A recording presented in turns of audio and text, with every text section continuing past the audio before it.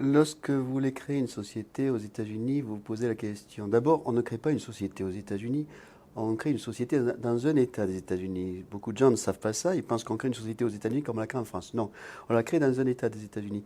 Dans la première question que vous posez, dans quel État vais-je créer la société?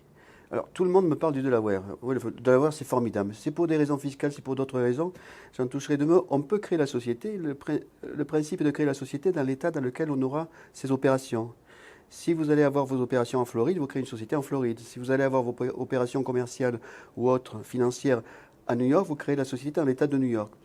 Parce qu'il faut concevoir que vous pouvez créer la société en Delaware.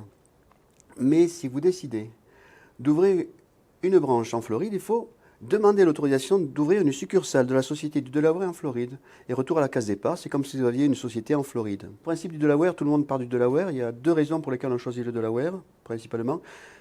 Au niveau actionnariat, les actionnaires sont mieux défendus que dans d'autres États. S'il y a un problème, un litige avec des consommateurs, ou vous savez que c'est le pays des grands litiges aux États-Unis.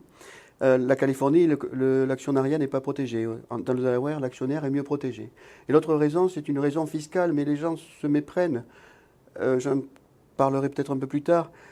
Au niveau impôt, toutes les sociétés aux États-Unis paient l'impôt sur les sociétés au niveau fédéral. Mais les États n'imposent pas de la même façon, parce qu'il y a deux niveaux d'imposition. Impôt fédéral et impôt étatique, tout simplement. Et dans le Delaware, il n'y a pas d'impôt sur les revenus de source passive.